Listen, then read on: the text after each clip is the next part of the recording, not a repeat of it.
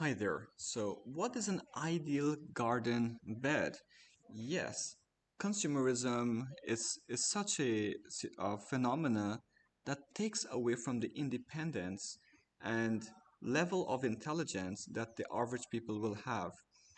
Let me just widen this a little. Good, so you can see better. So basically, when it comes to preparation of a garden, due to consumerism, people will naturally find the quickest way out so that under the influence of consumerism, they can throw back and enjoy life. We find ourselves doing this. Consumerism is basically telling us throw back and enjoy life. Don't no take stress. Depend on the stronger, and you just throw back.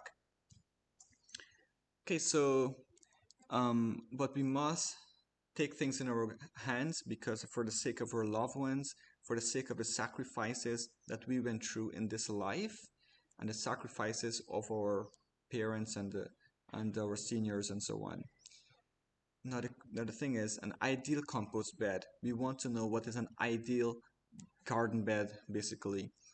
Now, an ideal garden bed comes through cooperation between ourselves and a very important category of entities, and these are called this is called decomposers, or sometimes people might say microbes. But since we want to include earthworms into the whole class, we say decomposers. Now, the principle is called a protected habitat for decomposers. You want to create a situation where you want to cooperate with the decomposers, and as such, you need to create a habitat for them. Habitat is a place where they can live, and in their life or their survival, we get the benefit when they break down the organic matter, and that will feed the crops. Now, what is the layout of an ideal garden bed? Well, anything that is organic must be part of the garden bed, first of all, or you can say a compost bed. Well, you just want to say a garden bed for simple terminology. Now, we want the best situation for the decomposers, and they love a lot of organic matter. So the first principle is never waste organic matter. No matter how much fiber it has, no matter how much it might seem that it will never decompose, organic matter, they all have different duration of decomposition, and as such, we have to organize them very nicely according to their duration of decomposition. Now, let's observe the diagram directly now, and I have little some little description at the side here to talk about the different layers. I'm just going to zoom in like that. Now, we want the mainstay for the decomposers. That's the location where the decomposers are concentrated. That's a location that when you're making a bed, you want this layer to be there, um, so that it's a start. Now, this layer here, of course, decomposers means they must have food available with them. So this entire layer here, you can say right about here, is where they will live. That's basically the concentration of decomposer will exist just about there, at least for the starting of your garden bed. Okay, so as the decomposers, their population expands or increase, we want something called, we want a rich layer for the decomposers to penetrate. So as the population of decomposers increase, whether earthworms, whether the microbes, we want a situation for them to have a good feast.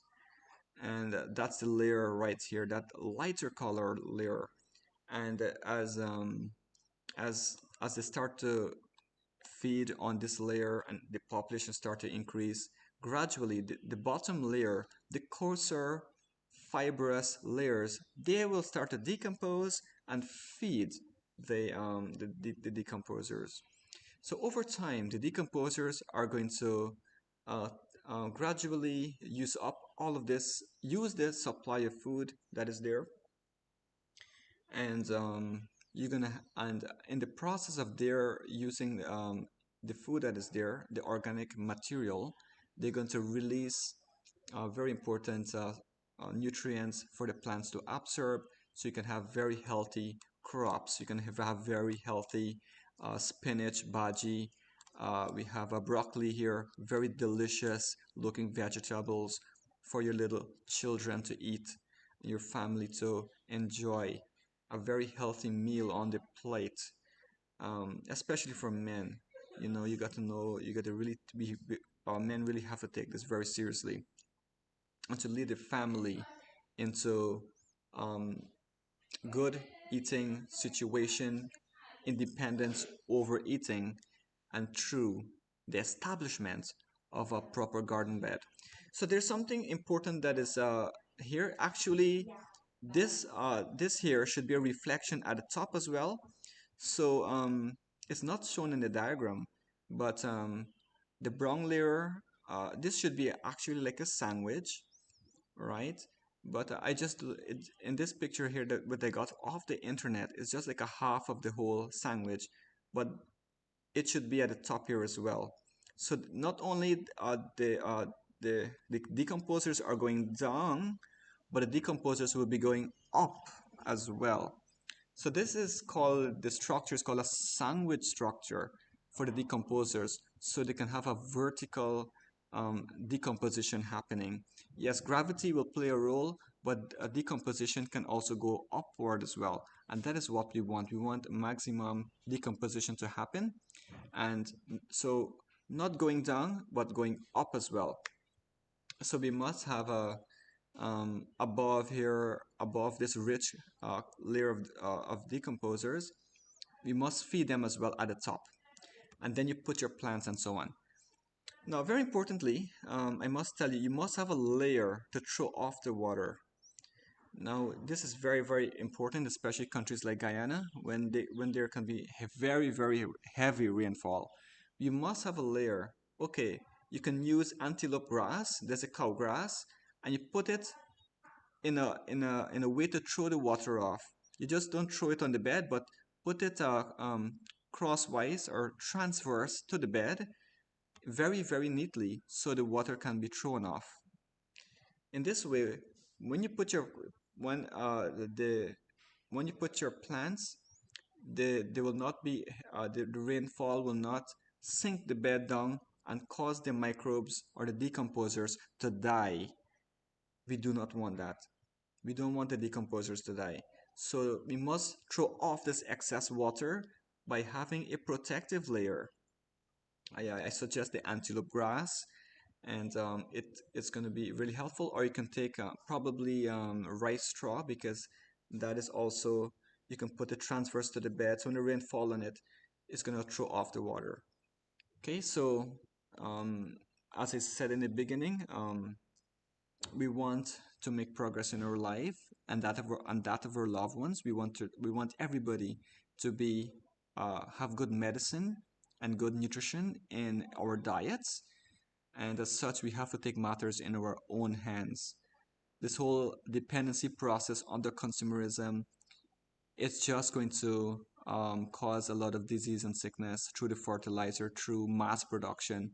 But we must be, every single household has to have an independent, family-centered lifestyle on gardening. And in this way, we have very strong families, really bonded families, in other words. Okay, so this is how you do a proper garden bed. I hope you understand how to do it. Now, definitely the practicals are hard, even for me, due to the situation that I am in. I'm sure that you're in the same situation too, but definitely share the word, share the idea, the natural idea of how we can get a proper garden bed done. Check out my other videos. I thank you so much.